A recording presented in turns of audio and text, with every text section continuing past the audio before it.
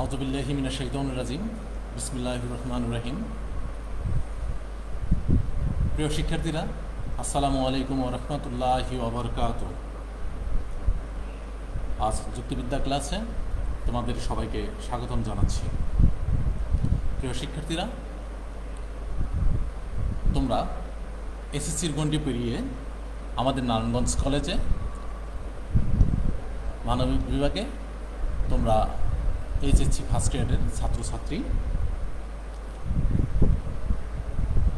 সবাইকে আবার আন্তরিক মোবারকবাদ এবং স্বাগতম জানাচ্ছি। প্রিয় শিক্ষার্থীরা, একাদশ শ্রেণীর মানবিক বিভাগের যুক্তিবিদ্যা বিষয়ের সকল ছাত্রছাত্রীকে আবার আমি অভিনন্দন জানাচ্ছি। আশা করি তোমরা এই করোনাকালীন সময়ে বাসায় ভালো আছো। আমি প্রথম একদিন ক্লাস নিয়েছি, সে ক্লাসটি ছিল আমাদের পরিচিতি পর্ব ক্লাস। সেই দিন আমি যুক্তিবিদ্যা প্রথম পত্রের যুক্তিবিদ্যার সংজ্ঞা শুধু বিষয়ে আলোচনা করেছিলাম। আজ আমি তোমাদের যুক্তিবিদ্যা দ্বিতীয় পত্রের প্রথম অধ্যায় সম্পর্কে আলোচনা করব। যুক্তিবিদ্যা দ্বিতীয় পত্রের প্রথম অধ্যায় সম্পর্কে আলোচনা করব। যুক্তিবিদ্যা প্রথম পত্রের যে প্রথম অধ্যায়, সেটি আমাদের ডিপার্টমেন্টে আমরা দুজন শিক্ষক আছি। সেই প্রথম অধ্যায় আমাদের অপর শিক্ষক আরফিনা বেগম আপা তিনি ক্লাস নেবেন। প্রিয় শিক্ষার্থীরা, তোমরা জানো পরিচিত পর্বে আমি তোমাদের সিলেবাস দিয়েছিলাম যে অর্ধবার্ষিক পরীক্ষার সিলেবাস অনুযায়ী আমাদের অর্ধবার্ষিক পরীক্ষার আগে 3টি শ্রেণীর টেস্ট হয়ে থাকে। প্রথম শ্রেণীর টেস্ট, দ্বিতীয় শ্রেণীর টেস্ট এবং তৃতীয় শ্রেণীর টেস্ট। আর 3টি শ্রেণীর টেস্টে যে সিলেবাসগুলো পড়ানো হয় সম্মিলিতভাবে সেগুলোর উপর অর্ধবার্ষিক পরীক্ষা আসে, প্রশ্ন করা হয় এবং সেগুলো তোমরা যদি শ্রেণীর টেস্টে ভালোভাবে অধ্যয়ন করো, ভালোভাবে পড়াশোনা করো, তাহলে তোমরা অর্ধবার্ষিক পরীক্ষায় ভালো করবে। তারই ধারাবাহিকতায় আমাদের প্রথম শ্রেণী টেস্টে 2টি অধ্যায় রয়েছে, যুক্তিবিদ্যা প্রথম পত্রের প্রথম অধ্যায় এবং যুক্তিবিদ্যা দ্বিতীয় পত্রের প্রথম অধ্যায়। তাই আমি আজ যুক্তিবিদ্যা দ্বিতীয় পত্রের প্রথম অধ্যায় সম্পর্কে আলোচনা করছি। আমার পরিচিতি, শিক্ষক পরিচিতি দেখো, আমার ডানে আমার ছবি দেখতে পাচ্ছ। আমি মোহাম্মদ নাহিদ মিয়া, প্রভাষক, দর্শন বিভাগ, নারায়ণগঞ্জ কলেজ, নারায়ণগঞ্জ। প্রিয় শিক্ষার্থীরা, তোমরা আমার মোবাইল নাম্বার দেখতে পাচ্ছ 01992300156। আমার ইমেল নাম্বার দেখতে পাচ্ছ mdnahidmia1986@gmail.com। যেহেতু যুক্তিবিদ্যা বইটি তোমাদের কাছে এখনও পরিচিত নয়, তাই তোমাদের যদি কোনো সমস্যা হয় তাহলে এ বিষয়ে যদি তোমরা বুঝতে না পারো তাহলে সরাসরি আমার ফোনে অথবা ইমেইলে যোগাযোগ করবে। প্রিয় শিক্ষার্থীরা, কারণ যে কোনো নতুন কোনো কিছুই আমাদের কাছে একটু সমস্যা মনে হয় যে এই সাবজেক্টটা কেমন বা কী ধরনের। আসলে যুক্তিবিদ্যার সাবজেক্ট খুবই সহজ এবং খুবই অল্প করেই বেশি নাম্বার পাওয়া যায় এবং A+ পাওয়া যায়। আমাদের যুক্তিবিদ্যা বেশ কিছু নিয়মকানুন আছে, সেগুলো যদি তোমরা ভালোভাবে আয়ত্ত করতে পারো, শিখতে পারো, তাহলে তোমরা পরীক্ষায় ভালো ফলাফল করতে পারবে। তারই ধারাবাহিকতায় আমি তোমাদের সামনে এখন আলোচনা করছি।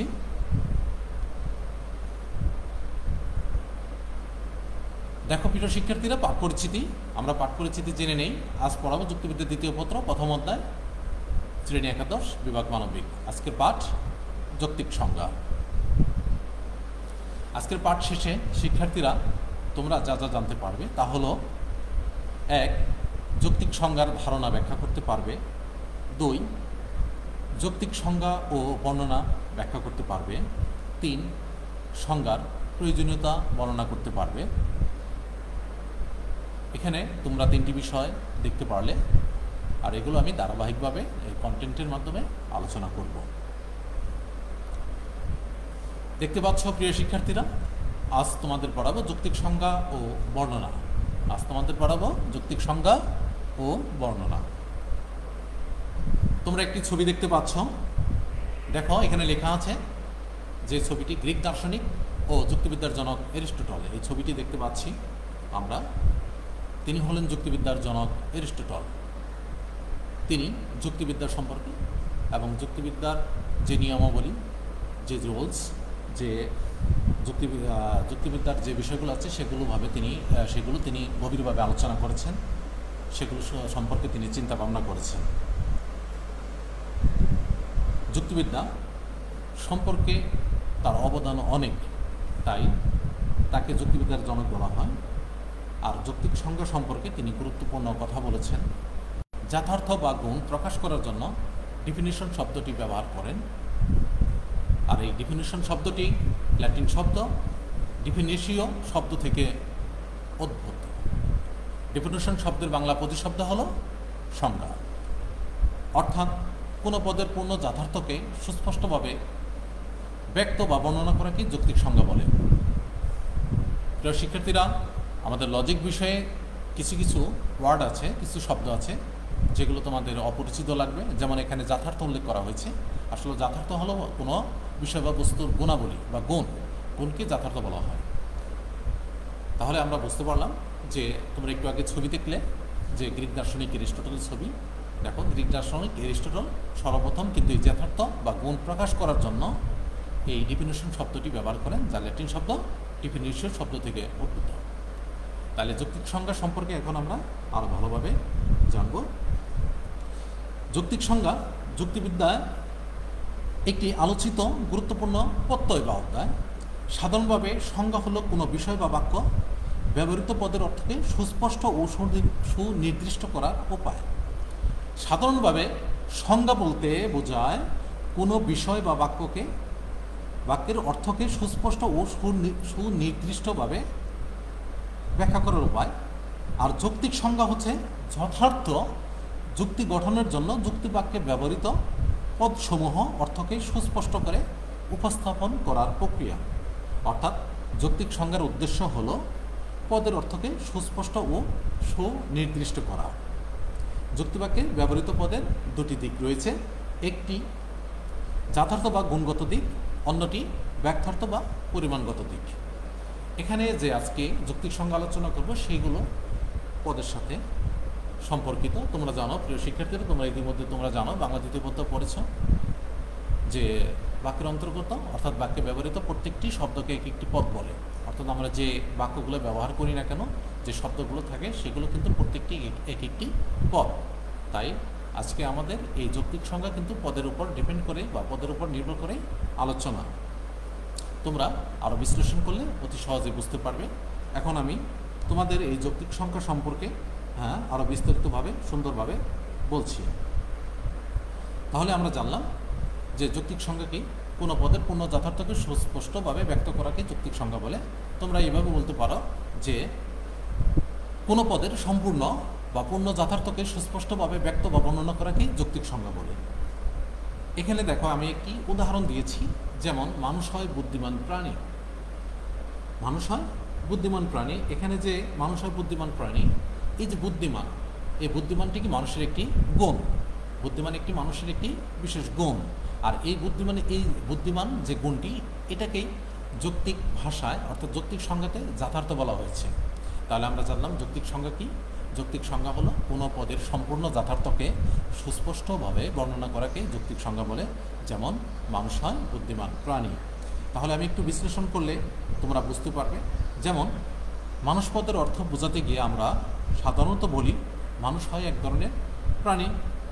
মানুষের দুটি হাত, দুটি পা আছে, মানুষের দুটি চোখ আছে, দুটি কান আছে, মানুষ হাসতে জানে, মানুষ কাঁদতে জানে, মানুষ দেখতে সুন্দর প্রভৃতি ইত্যাদি, এগুলো আমরা আলোচনা করি। কিন্তু মানুষ সম্পর্কে যে অর্থগুলো প্রকাশ করা হলো তা দ্বারা মানুষের সত্যিকার অর্থকে বোঝা যায় না। আমরা যে বললাম, আমি যে এখন বললাম যে মানুষ হলো এক ধরনের প্রাণী, মানুষ হাসতে জানে, কাঁদতে জানে, মানুষের দু হাত দু পা আছে ইত্যাদি। তাহলে আর এগুলো যদি বলি, তাহলে মানুষ সম্পর্কে যে এই অর্থগুলো প্রকাশ করা হলো তা সত্যিকার মানুষ অর্থকে বোঝায় না বা বোঝা যায় না। এটি মানুষ পদের স্রেফ একটি বিবরণ মাত্র।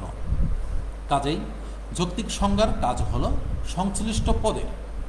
সংশ্লিষ্ট পদের অপরিহার্য গুণাবলীর প্রকাশ করা আর বিবরণ পদটি উপলক্ষণ বা অবান্তর লক্ষণ প্রকাশ করা মাত্র।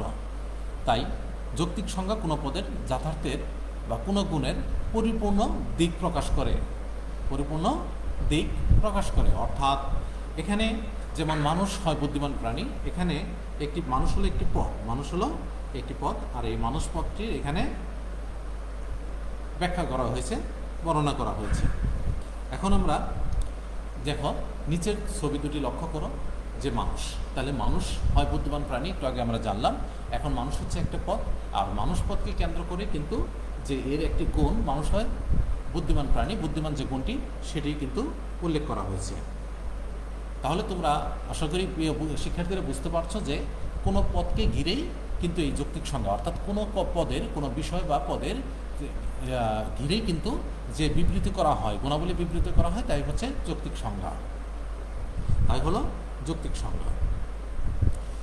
এখন যৌক্তিক সংজ্ঞার আমরা কিছু প্রামাণ্য সংজ্ঞা জানতে পারি। যৌক্তিক সংজ্ঞা কি? যুক্তিবিদ্যার জনক এরিস্টটল যৌক্তিক সংজ্ঞার ধারণার প্রবর্তক, অর্থাৎ যুক্তিবিদ্যার জনক এরিস্টটল যৌক্তিক সংজ্ঞার ধারণার প্রবর্তক। আমি আলোচনা করছি আগে। তার মতে যৌক্তিক সংজ্ঞা হলো একটি বস্তুর সারসত্তার অর্থ প্রকাশক শব্দসমূহ, অর্থাৎ যৌক্তিক সংজ্ঞা হলো কোনো পদের অপরিহার্য অর্থ প্রকাশের মাধ্যম। তোমরা আরও একটি বৈজ্ঞানিক সংজ্ঞা দেখতে পাচ্ছ, সেটা হলো যে ব্রিটিশ যুক্তিবিদ টমাস ফুলার বলেন যৌক্তিক সংজ্ঞা হলো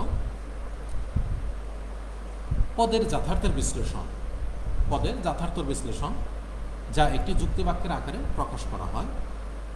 সেখানে সংজ্ঞেয় পদটি উদ্দেশ্য এবং বিশ্লেষক পদটি বিধেয় গঠন করে।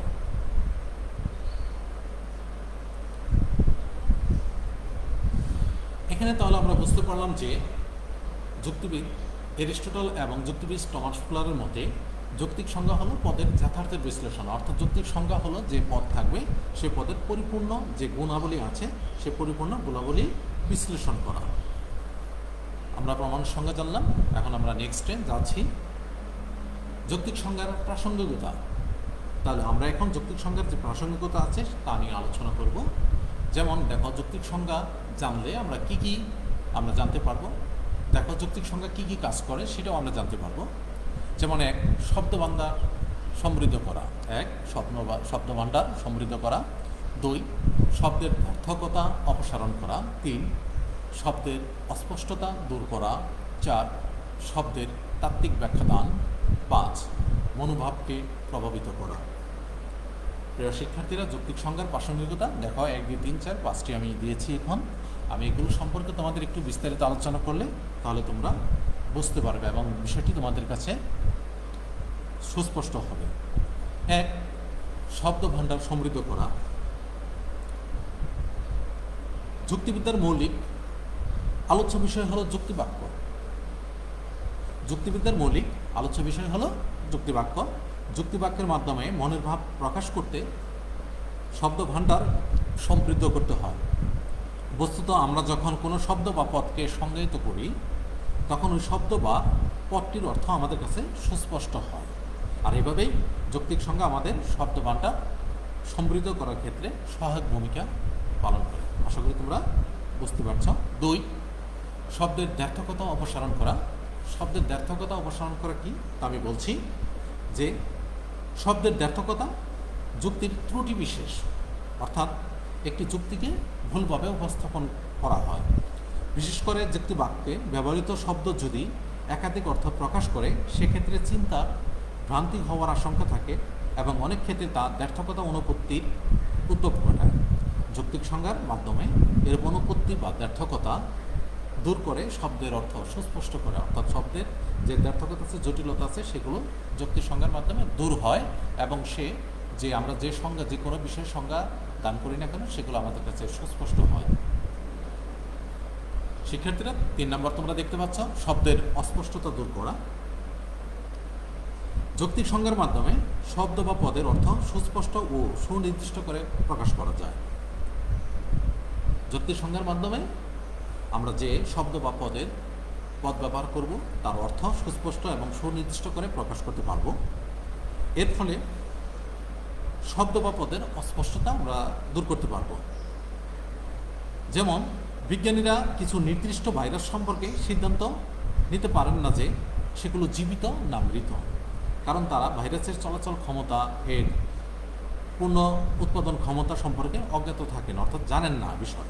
তাই এ সম্পর্কে আমাদের যুক্তিবিদ কবি বলেছেন, এক্ষেত্রে জীবিত কথাটি একটি অস্পষ্ট পদ। যৌক্তিক সংজ্ঞার অন্যতম উদ্দেশ্য হচ্ছে শব্দের এই জাতীয় অস্পষ্টতা দূর করে সকল মানুষের কাছে বোধগম্য করে তোলা। মানে শব্দের অস্পষ্টতা দূর করা। তাহলে তোমরা বুঝলে যে বিজ্ঞানীরা যেমন যখন পরীক্ষা করেন তখন ভাইরাস সম্পর্কে যদি পরীক্ষা করেন সেগুলো জীবিত থাকতে পারে, আবার জীবিত নয় এমনও থাকতে পারে। সেটি কি আমরা নিশ্চিত করে বলতে পারি না সেটি জীবিত না। আর এই শব্দের যে অস্পষ্টতা থাকে যৌক্তিক সংজ্ঞার মাধ্যমে সেগুলো অস্পষ্টতা দূর করা যায়। 4, শব্দের তাত্ত্বিক ব্যাখ্যা দান। যৌক্তিক সংজ্ঞা তাত্ত্বিক বা বৈজ্ঞানিক আলোচনার অন্যতম ভিত্তি হিসেবে কাজ করে। এখন তাত্ত্বিক মানে কি? তাত্ত্বিক হচ্ছে বৈজ্ঞানিক আলোচনা। বৈজ্ঞানিক আলোচনা সেগুলো হচ্ছে তাত্ত্বিক আলোচনা, মানে গুরুত্বপূর্ণ আলোচনা যেগুলো সঠিক এবং আমাদের কাছে বোধগম্য। যৌক্তিক সংজ্ঞা তাত্ত্বিক বা বৈজ্ঞানিক আলোচনার অন্যতম ভিত্তি হিসেবে কাজ করে। আমি একটু উদাহরণ দিই, যেমন পদার্থবিজ্ঞানীরা গতির সংজ্ঞায় বলেন, গতি হচ্ছে ভর ও ত্বরণের ফল। যদিও এই সংজ্ঞাটি শব্দ ভাণ্ডার বৃদ্ধি করে না বা কোনো শব্দের দ্ব্যর্থকতা অপসারণ করে না, তবে এর মাধ্যমে নিউটনের বলবিদ্যায় প্রকাশিত গতি শব্দটির অর্থ আমাদের কাছে সুস্পষ্ট হয়।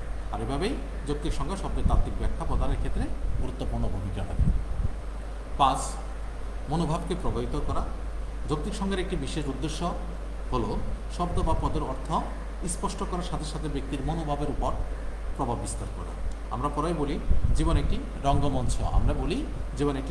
যৌক্তিক সংজ্ঞা অনুসারে জীবন সম্পর্কে একটি সুস্পষ্ট অর্থ প্রকাশ করে না। এভাবেই কোনো বিষয় সম্পর্কে ভুল ধারণা প্রচলিত থাকলে তা দূরীকরণে যৌক্তিক সংজ্ঞা অন্যতম মাধ্যম হিসেবে কাজ করে।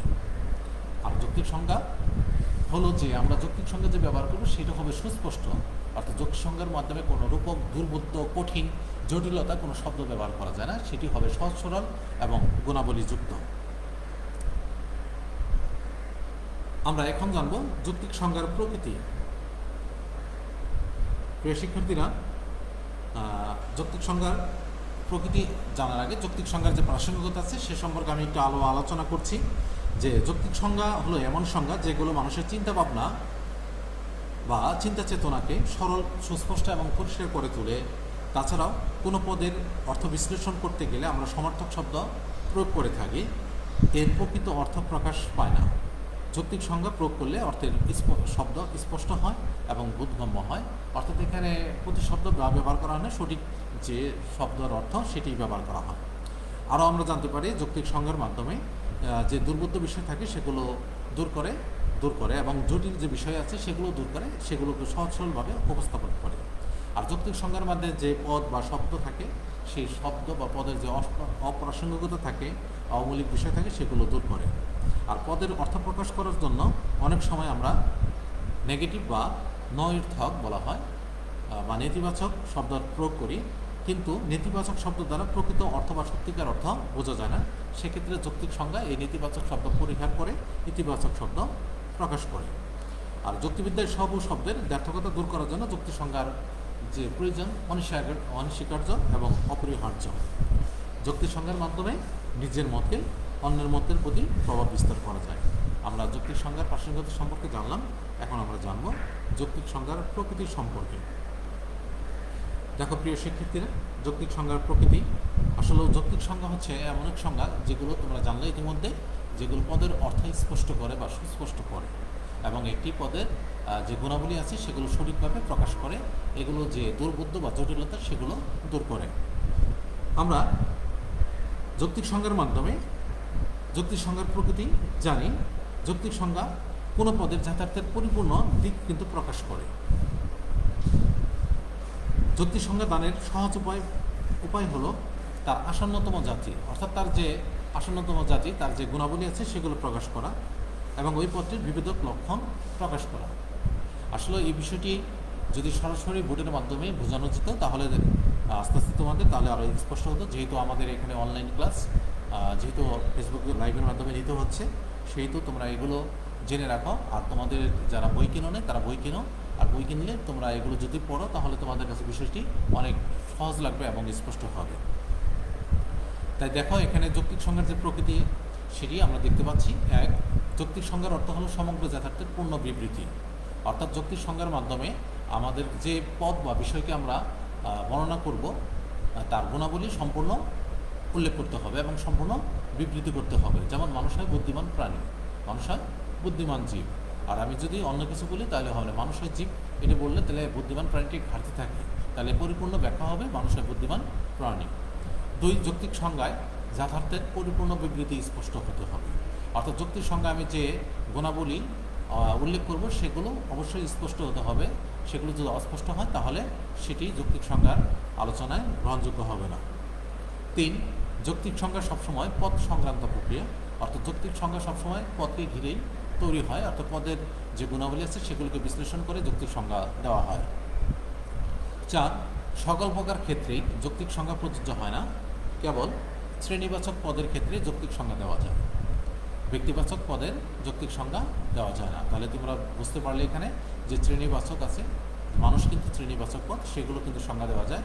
ব্যক্তিবাচক বিষয়ের বর্ণনা করা যায়, কিন্তু সেগুলো সংজ্ঞা দেওয়া যায় না। আর যৌক্তিক সংজ্ঞা সর্বদা একটি সমীকরণের নির্দেশনা দান করে।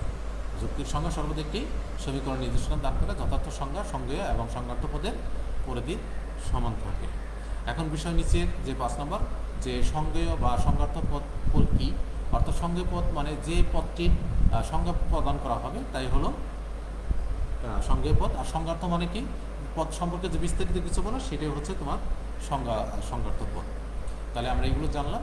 এখন আমরা জানবো যৌক্তিক সংজ্ঞা ও বর্ণনা। যৌক্তিক সংজ্ঞা সম্পর্কে ইতিমধ্যে আলোচনা করছি, এখনও যৌক্তিক সংজ্ঞা আলোচনা করছি। যেহেতু বর্ণনা সম্পর্কে আলোচনা করব, সেই বর্ণনাকে একটু স্পষ্ট তুলে ধরার জন্য আমরা যৌক্তিক সংজ্ঞা ও বর্ণনা এখন একত্রে আলোচনা করব। প্রিয় শিক্ষার্থীরা লক্ষ্য করো, আমরা জানি ইতিমধ্যে আলোচনা করলাম কোনো পদের সম্পূর্ণ যথার্থকে বা গুণকে সুস্পষ্টভাবে বর্ণনা করাকে যৌক্তিক সংজ্ঞা বলে। অর্থাৎ সংজ্ঞা প্রদান করা হলে কোনো পদের অর্থকে সুস্পষ্ট ও সুনির্দিষ্ট রূপে প্রকাশ করা প্রয়োজন হয়। আর সংজ্ঞাকে যথার্থভাবে বা পরিপূর্ণরূপে এবং সবার কাছে গ্রহণযোগ্য করে তোলার জন্য সংজ্ঞার্থ পদের মাঝে সংজ্ঞেয় পদের আসন্নতম জাতি ও বিভেদক লক্ষণ উল্লেখ করা হয়। এখন তোমরা বলতে পারো আসন্নতম জাতি, যেমন মানুষ হয় জীব। এখন মানুষ হয় জীব, মানুষের দুইটি গুণাবলী আছে, যেমন একটি হচ্ছে জীববৃত্তি এবং বুদ্ধিবৃত্তি। মানুষের দুইটি গুণ, একটা জীববৃত্তি যেমন বিষয়গুলো এগুলো বুঝতে হবে যে মানুষ এবং অন্যান্য যে প্রাণী আছে, যেমন অন্যান্য প্রাণীর মাধ্যমে কিন্তু জীববৃত্তি আছে কিন্তু বুদ্ধিবৃত্তিটা নাই। কিন্তু মানুষের একমাত্র যে জাতি যেগুলো মানুষের জীববৃত্তি এবং বুদ্ধিবৃত্তি উভয় আছে, কারণ বুদ্ধি খাটিয়ে সে প্রিয় শিক্ষার্থীরা তোমরা যারা অনলাইনে যুক্ত আছো, দেখো তোমাদের বুদ্ধি আছে বিধায় তোমরা আজকে যুক্ত হতে পারছো। আমাদের বুদ্ধি আছে বিধায় দেখো আজকে আমরা চলাফেরা করতে পারছি, কথাবার্তা আদান প্রদান করতেছি, বিভিন্ন যানবাহন ব্যবহার করতেছি বা বিভিন্ন কাজকর্ম করতেছি ইত্যাদি। এগুলো তাই আসন্নতম জাতি যেটা হবে সেটা হচ্ছে মানুষের যে জীববৃত্তি আছে সেগুলো, এগুলো সবার জন্যই পড়বে। কারণ জাতি হচ্ছে কি, মানব জাতি বা গাছপালা বা বিভিন্ন ধরনের শ্রেণী জাতি আছে সেগুলো। আর যেমন এখানে বিভেদক লক্ষণ মানে মানুষের যে গুণাবলী, গুণটা সেটাকে বলা হয়। যেমন মানুষ পদের ব্যাখ্যা যদি বলি তাহলে মানুষের দুটি গুণাবলী, একটি হলো জীববৃত্তি এবং বুদ্ধিবৃত্তি। তাহলে বুদ্ধিবৃত্তির যে গুণ সেটার নামে হচ্ছে বিভেদক লক্ষণ, তাই বলা হচ্ছে মানুষ হয় বুদ্ধিমান প্রাণী, আমরা উদাহরণ দিয়েছি। তাহলে এখানে আমরা যৌক্তিক সংজ্ঞা জানলাম, এই যৌক্তিক সংজ্ঞার সাথে বর্ণনার একটি সম্পর্ক। এখন বর্ণনা কি তোমরা নিশ্চয়ই জানো, যে বর্ণনা যেমন একটি সংজ্ঞা দিতে হলে যে কোনো একটি বিশেষ বা কোনো পদ বা কোনো বিষয়ের একটি সংজ্ঞা মানে অতি সংক্ষেপে দিতে হয়। আর বর্ণনা হলো যে কোনো বিষয়ে আমি বিস্তারিতভাবে বলতে পারি, অর্থাৎ বর্ণনা করতে পারি, এটি হচ্ছে বর্ণনা। তাহলে বর্ণনা সম্পর্কে আমরা এখানে জানবো যে বর্ণনা কি। আমি সহজভাবে বলছি, যে প্রক্রিয়ার মাধ্যমে একটি পদকে সহজ ও বোধগম্য করে প্রকাশ করা যায় তাই হচ্ছে বর্ণনা। দেখো তোমরা কন্টেন্টে দেখতে পাচ্ছ, যখন কোনো পদের যথার্থ উল্লেখ না করে ওই পদের উপলক্ষণ বা অবান্তর লক্ষণ বা উক্ত দুটি উল্লেখ করা হয় তখন তাকে বর্ণনা বলা হয়। অর্থাৎ বর্ণনা হলো এমন বিষয় যেখানে আমি যে বিষয়টাকে বর্ণনা করব সেই বিষয়কে সেখানে গুণাবলী না উল্লেখ করলেও হবে, অর্থাৎ গুণাবলী থাকবে এমন নয়। অর্থাৎ তার উপলক্ষণ বা অবান্তর লক্ষণ, অর্থাৎ তার যে অন্যান্য গুণাবলী আছে বা অন্যান্য যে দিক আছে বা পরিমাণগত দিক সেগুলো উল্লেখ করলে হবে। আর সেটি হচ্ছে বর্ণনা। যেমন মানুষ পালকবিহীন দ্বিপদ জীব। যেমন দেখো এখানে মানুষ পালকবিহীন দ্বিপদজীব। এখানে একটি উদাহরণ বিশ্লেষণ করলে পাওয়া যায় মানুষের তো অবশ্যই পালক নাই, কারণ পালক থাকে পাখির মধ্যে। আর দ্বিপদ মানে দুপাযুক্ত মানুষ তো অবশ্যই দু পায়ের উপর হেঁটে আছে এবং দু পায়ের উপর ভর করে চলাফেরা করে, হাঁটাচলা করে। তাহলে মানুষ পালকবিহীন দ্বিপদজীব এ কথাটি পরিপূর্ণ এবং যথার্থ। তাই দেখা যাচ্ছে যে এখানে যে কথাটি এটা শুধু বর্ণনা করা যায়, এটা এখানে কোনো গুণাবলী প্রকাশ করা হয় না। আর যদি বলা হতো এখানে যে মানুষ হয় বুদ্ধিমান, বুদ্ধিবৃত্তি সম্পন্ন জীব, তাহলে এখানে গুণাবলী বুদ্ধিবৃত্তি যে প্রকাশ করা হলো সেটি হলো গুণাবলী মানুষের, আর সেটি হলো যথার্থ যুক্তির সংজ্ঞার উদাহরণ। আর এটি মানুষ পালকবিহীন দ্বিপদজীব যদি বলা হয়, এটি হলো বর্ণনার উদাহরণ। তাহলে আমরা যে যুক্তির সংজ্ঞা এবং বর্ণনা সম্পর্কে জানলাম। বর্ণনা আবার আমি বলছি যে বর্ণনা হলো একটি পদকে সহজ এবং বোধগম্য করে প্রকাশ করার একটি উপায়, অর্থাৎ যে বিষয়কে যে প্রক্রিয়ার মাধ্যমে একটি পদকে সহজ বোধগম্য করে প্রকাশ করা হয় তাই হচ্ছে বর্ণনা। প্রিয় শিক্ষার্থীরা, সংজ্ঞা বর্ণনার বেশ কিছু মিল থাকলেও এর মধ্যে বেশ কিছু পার্থক্য রয়েছে। আমি সেগুলো সম্পর্কে এখন আলোচনা করব। যেমন দেখো, 1 নম্বর আমি 1-2 এইভাবে আলোচনা করবো এবং তোমাদের বুঝিয়ে দেবো, তাহলে তোমরা সহজেই বুঝতে পারবে যে সংজ্ঞা এবং বর্ণনা। এখন তোমাদের প্রশ্ন হতে পারে যে সংজ্ঞা ও বর্ণনা, এটি যৌক্তিক সংজ্ঞা কেমন? আসলে তোমরা যে বিষয়গুলো পড়তেছো, তোমাদের যতগুলো বিষয় আছে, যারা যে বিষয় নিচ্ছ সেটা আর্টস, কমার্স, সায়েন্স হতে পারে, সব বিষয়ের কিন্তু সংজ্ঞা আছে এবং সব বিষয়ে কিন্তু বর্ণনা আছে। আর সংজ্ঞাটা কি হচ্ছে? সংজ্ঞা হচ্ছে যে কোনো একটি বিষয়কে সুস্পষ্ট করে তোলা, তার গুণাবলীকে সুস্পষ্ট করে তোলা। আর বর্ণনা হলো যে সে বিষয় সম্পর্কে বিস্তারিত বলা। তাই দেখো, লক্ষ্য করো, তোমরা কন্টেন্টে 1 নম্বর লিখেছি, সংজ্ঞা হচ্ছে কোনো পদের যথার্থের অর্থাৎ গুণের সুস্পষ্ট প্রকাশ। সংজ্ঞা হচ্ছে কোনো পদের বা যথার্থের সুস্পষ্ট প্রকাশ, কিন্তু কোনো পদের উপলক্ষণ বা অবন্তর লক্ষণ বা যথার্থের অংশবিশেষ এগুলোকে মিলিয়ে উল্লেখ করাকে বর্ণনা বলে। এখন তোমাদের কাছে এই বিষয়টি 1 নম্বর কঠিন লাগতে পারে, যেমন না বুঝতে পারো। আমি আবার বলছি যে অর্থাৎ সংজ্ঞা হচ্ছে কোনো পদ, যে একটি পদকে আমরা বিশ্লেষণ করব, সেগুলো যে গুণাবলী উল্লেখ করবো সেটাই সংজ্ঞা। আর একটি পদকে তার গুণাবলী ছাড়া মানে তার সম্পর্কে বিস্তারিত বলাই হচ্ছে, সেটাই হলো বর্ণনা। 2, তোমরা লক্ষ্য করো যে কোনো পদের ক্ষেত্রে সবসময় সংজ্ঞা প্রদান করতে হয়। কোনো পদের ক্ষেত্রে পদ তো নির্দিষ্ট হয়, যেমন মানুষ একটি পদ, তাহলে মানুষের যদি সংজ্ঞা দিই তাহলে মানুষ হয় বুদ্ধিমান, বুদ্ধিবৃত্তি সম্পন্ন প্রাণী। যেমন তোমরা দেখো বৈজ্ঞানিক সংজ্ঞা, বা তোমরা যেমন তোমাদের বইয়ে যেমন সৃজনশীল প্রশ্ন আছে, যেমন সংজ্ঞা দিতে হয়, যেমন ছোট ছোট প্রশ্ন থাকে, সেগুলো যে সংজ্ঞা দিতে হয় সে সংজ্ঞা দিতে হয়, কিন্তু যে প্রয়োগমূলক যে প্রশ্নগুলো থাকে বা উচ্চতর দক্ষতা থাকে, সেগুলোতে তোমার বিস্তারিত বর্ণনা করতে হয়। প্রশ্নগুলো কী করতে হয়? বর্ণনা করতে হয়। তাহলে আমরা 3 নম্বর সংজ্ঞার আলোচ্য বিষয় হলো পদ, কিন্তু বর্ণনার আলোচ্য বিষয় হচ্ছে বস্তু, অর্থাৎ পদকে ঘিরেই কিন্তু সংজ্ঞা করা হয়, সংজ্ঞা দেওয়া হয়, পদকে ঘিরেই সংজ্ঞা দেওয়া হয়, কিন্তু বর্ণনার আলোচ্য বিষয় হচ্ছে বস্তু, অর্থাৎ বস্তু সম্পর্কে বিস্তারিত আলোচনা করা। সংজ্ঞায় কেবল যথার্থের উল্লেখ থাকে, সংজ্ঞার মাধ্যমে আমরা যে গুণাবলী আছে সেই গুণাবলী সম্পর্কে আলোচনা করতে থাকি, কিন্তু বর্ণনায় যথার্থের বহির্ভূত, অর্থাৎ গুণ ছাড়া সব বিষয়ে উল্লেখ থাকবে।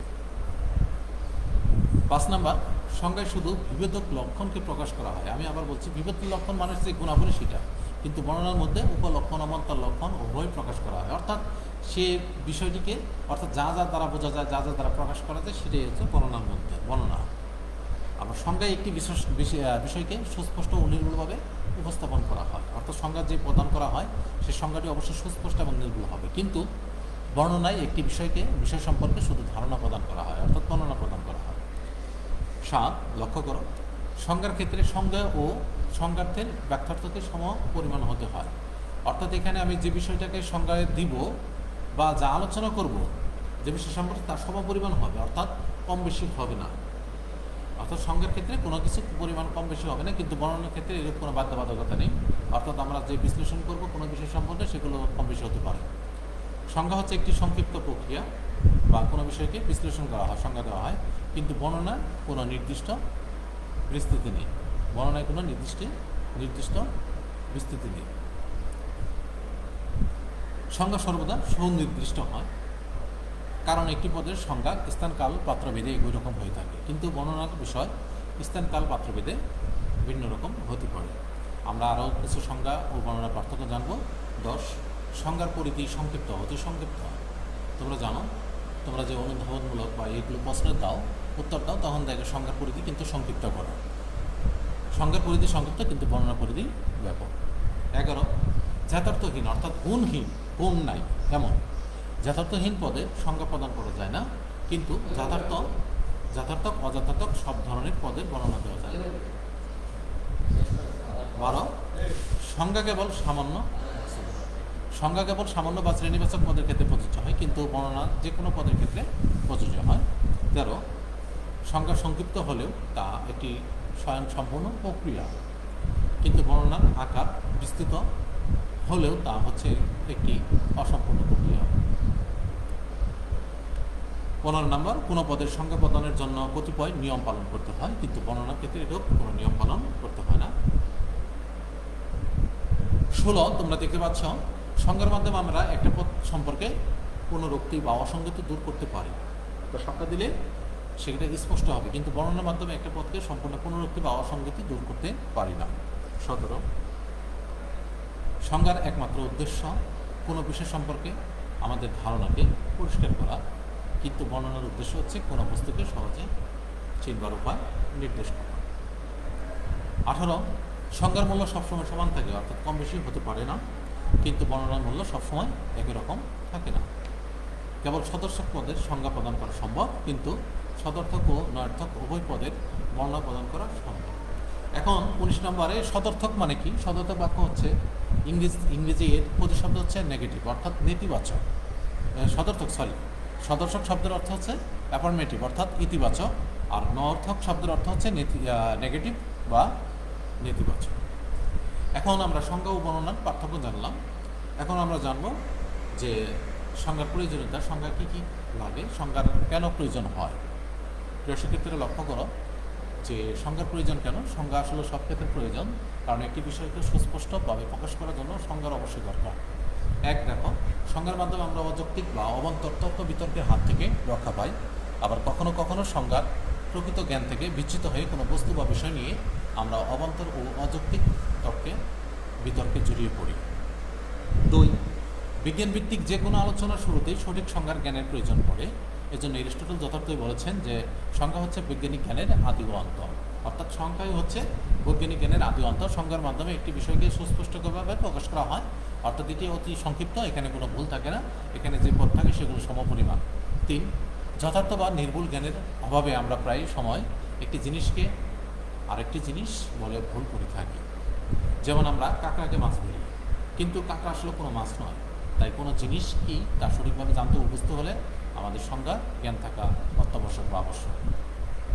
4 বিষয়বলি বা বস্তুর বিভাজন ও সংজ্ঞার জ্ঞান অপরিসীম, কারণ বস্তু বা বিষয়ের সঠিক জ্ঞান জানা না থাকলে সেগুলিকে ভিন্ন শ্রেণীতে ভাগ করা যায় না। আমরা আরও বেশ কিছু সংজ্ঞার প্রয়োজনীয়তা জানব।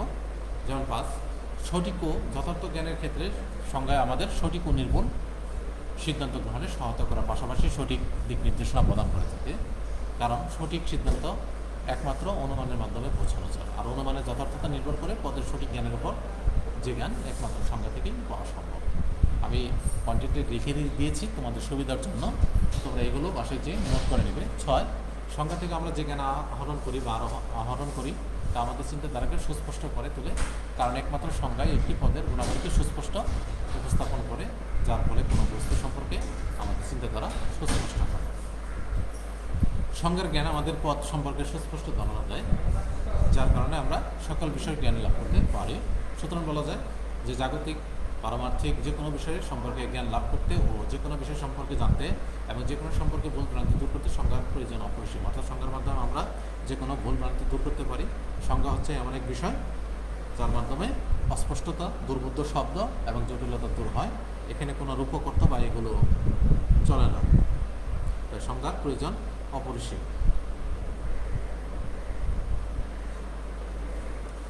প্রিয় শিক্ষার্থীরা, তোমাদের জন্য আজ এ পর্যন্তই। আমি তোমাদের জন্য একক কাজ রেখেছি যে যৌক্তিক সংজ্ঞার 5টি বৈশিষ্ট্য সহকারে উপস্থাপন করো। এখন যৌক্তিক সংজ্ঞার যে 5টি বৈশিষ্ট্য, এখন যৌক্তিক সংজ্ঞার আমরা বৈশিষ্ট্য পাবো কীভাবে বা কোথায়? স্যার, আপনি তো যে কন্টেন্টের মাধ্যমে আলোচনা করলেন, এখানে তো আমরা সংজ্ঞার বৈশিষ্ট্য পেলাম না, কোথায় এগুলো? তাহলে তাহলে আমরা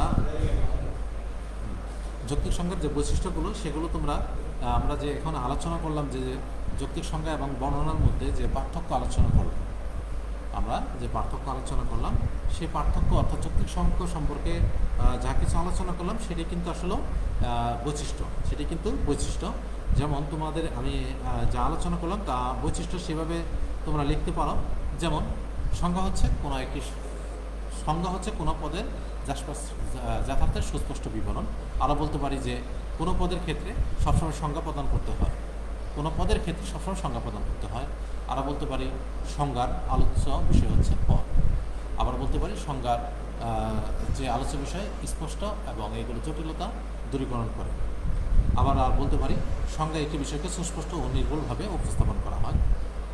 সংজ্ঞা হচ্ছে একটি সংক্ষিপ্ত প্রক্রিয়া, সংজ্ঞার পরিধি সংক্ষিপ্ত। তারপর যথার্থহীন পদের সংজ্ঞা প্রদান করা যায় না, সংজ্ঞা সংক্ষিপ্ত হলেও তা একটি স্বয়ংসম্পূর্ণ প্রক্রিয়া।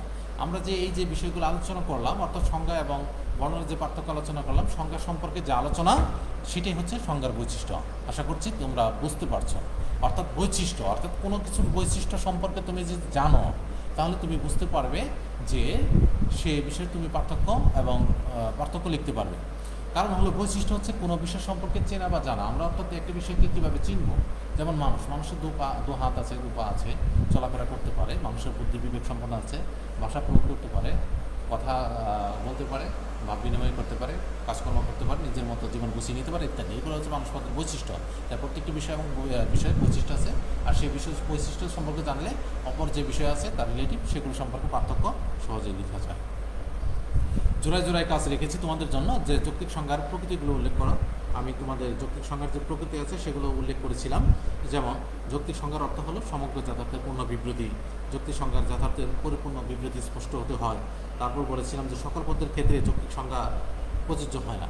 তারপর বলেছিলাম যৌক্তিক সংজ্ঞা সবসময় পদ সংক্রান্ত একটি প্রক্রিয়া। যৌক্তিক সংজ্ঞা সর্বদা একটি সমীকরণ নির্দেশনা দান করে। এগুলোই হচ্ছে যৌক্তিক সংজ্ঞার প্রকৃতি এগুলো। তারপর তোমাদের জন্য দলীয় কাজ রেখেছি, তোমরা যখন একসাথে কাজ করবে সেগুলো যৌক্তিক সংজ্ঞার প্রাসঙ্গিকতা উল্লেখ করা। যৌক্তিক সংজ্ঞার আমরা 5টি পয়েন্টে উল্লেখ করেছিলাম যে যৌক্তিক সংজ্ঞার প্রাসঙ্গিকতা সেগুলো হচ্ছে যে শব্দ ভাণ্ডার বৃদ্ধি করা, শব্দের দ্ব্যর্থকতা অপসারণ করা, তারপর শব্দের অস্পষ্টতা দূর করা, শব্দের তাত্ত্বিক ব্যাখ্যা দান করা এবং মনোভাবকে প্রভাবিত করা। এগুলো হচ্ছে যৌক্তিক সংজ্ঞার প্রাসঙ্গিকতা। তাছাড়াও আছে উন্মুক্ত প্রশ্ন যুক্তি রেখেছি তোমাদের জন্য। সে উন্মুক্ত প্রশ্ন যুক্তি যে যৌক্তিক সংজ্ঞা কী তোমরা জানতে পারবে। তোমরা ইতিমধ্যে জেনেছো যে যৌক্তিক সংজ্ঞা কী। এগুলো তোমাদের জন্য 10টি প্রশ্ন অ্যাড রেখেছি যাতে তোমরা সহজেই উত্তর করতে পারো।